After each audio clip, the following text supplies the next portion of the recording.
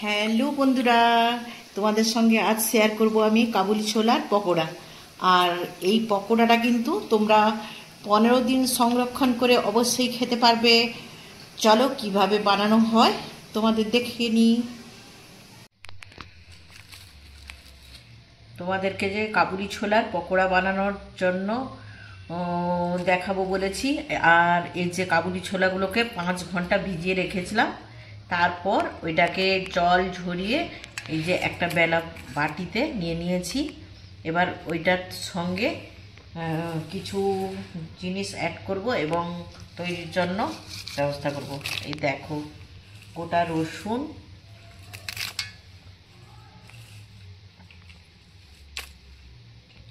কী কী দিই চলো দেখে নিই। আমি কিন্তু 500 গ্রাম নিয়েছি ছোলাটা, আর রসুন আন্দাজ মতো যতটা ইচ্ছে নিয়েছি, আর এইভাবেই নিয়েছি। আর লবণ দিচ্ছি পরিমাণ মতো।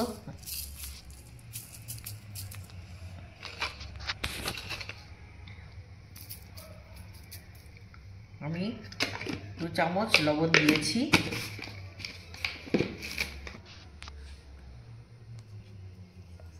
হলুদ দিচ্ছি, হলুদটা দিয়ে দিলাম। আর এই দেখো, হলুদও দিয়ে দিলাম। এবার কি দেবো বলো দেখি। ময়দা 2 চামচ, দেখো।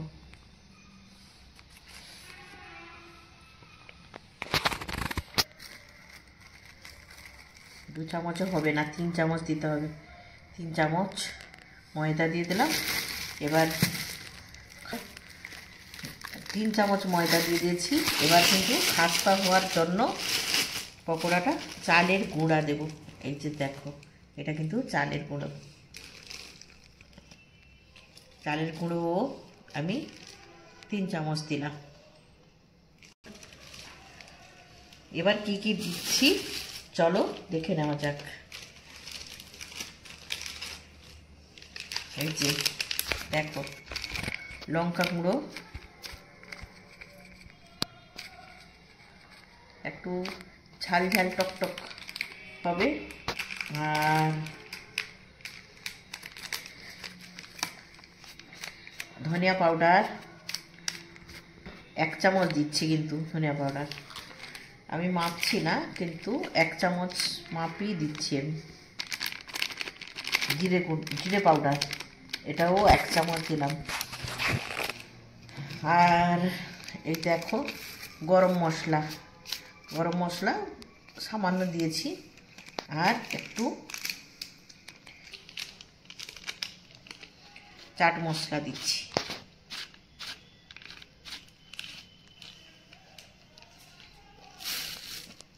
আর একটা জিনিস দেব, বললাম না, টক ঝাল মিষ্টি হবে পকোড়াটা। পাতিলেবু রস এতে দিয়ে দিচ্ছি। দেখো, টক ঝাল মিষ্টি হবে আমি বলেছি না, তাই।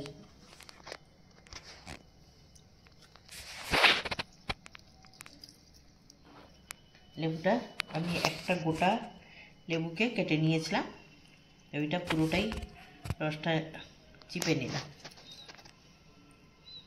আর যেটা কেটে রেখেছি, দেখো মাঝখান থেকে কেটে রেখেছি লঙ্কা। এই দেখো, কারি পাতা নিয়েছি। কারি পাতাগুলো কিন্তু ঘরের গাছে হয়েছিল, মানে বাড়িতেই হয়েছে কারি পাতার গাছ, ওইখান থেকে নিয়ে নিয়েছি। কারি পাতাটাও এতে দেব। কখন দেব তোমরা নিশ্চয়ই দেখতে পাবে।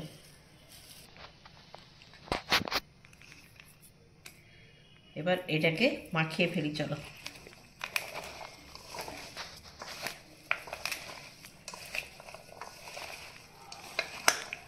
শুকনো মাখাচ্ছি, তবে একটু সামান্য জল দেব।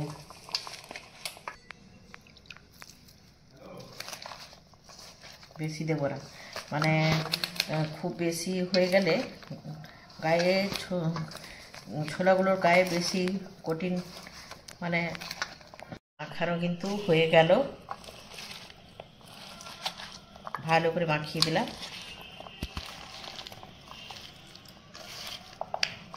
ভালো করে মাখিয়ে দিলাম। এবার চলো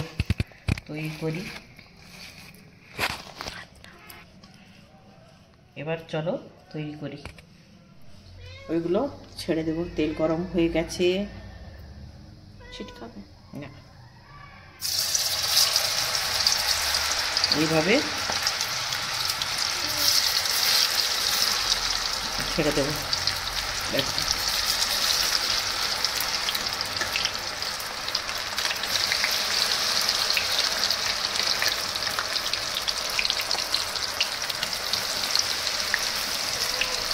এবার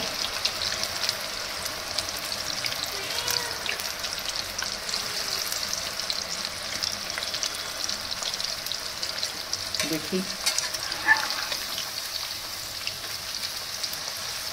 দেখো ভাজা হচ্ছে।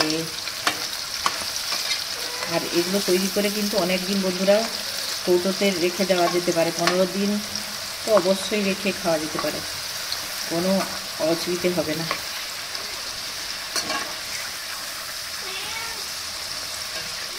মুচমুচে করে ভাজাটা হোক, একটু সময় লাগবে ওটা ভেজার, তার জন্য একটু সময় লাগবে। এই যে লঙ্কা একটু দিয়ে দেবো, কাঁচা লঙ্কাগুলো, আর কারি পাতাটা দিয়ে দেবো। এগুলো ভাজা হোক।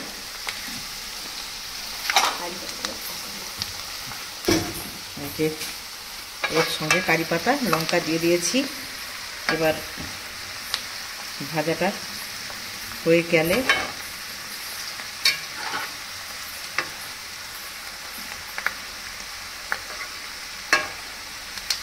একটু ভালো করে ভেজে নিতে হবে। দিলে অনেক দিন থাকবে। বললাম না বন্ধুরা, 15 দিন তো অবশ্যই থাকবে, আরামসে থাকবে। ভালো করে একটু ভাজা হোক, তারপর দেখা হয়ে গেছে, তুলে নেব। দেখো ঠিক আছে।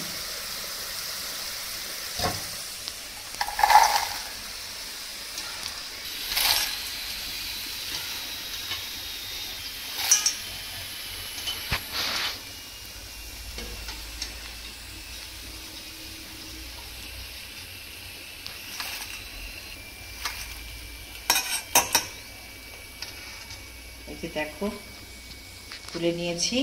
এবার কত সুন্দর এগুলো হয়েছে। টাটা।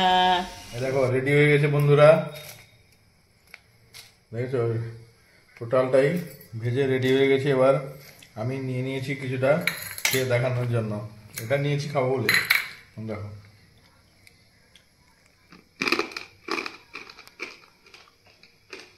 আওয়াজ পেয়েছো নিশ্চয়ই কতটা ক্রাঞ্চিনেস আছে, তাহলে বুঝতে পারছো কিরকম স্বাদ হয়েছে। এটা তোমরা খালি মুখে চায়ের সাথে যে কোনো সঙ্গে খেতে পারো। এটা যদি ভালোভাবে রাখা যায় 1 মাস তো নিঃসন্দেহে থাকবেই, 15 দিন অবশ্যই থাকবে। ট্রাই করে ঘরে দেখো, ভালো লাগবে। টাটা।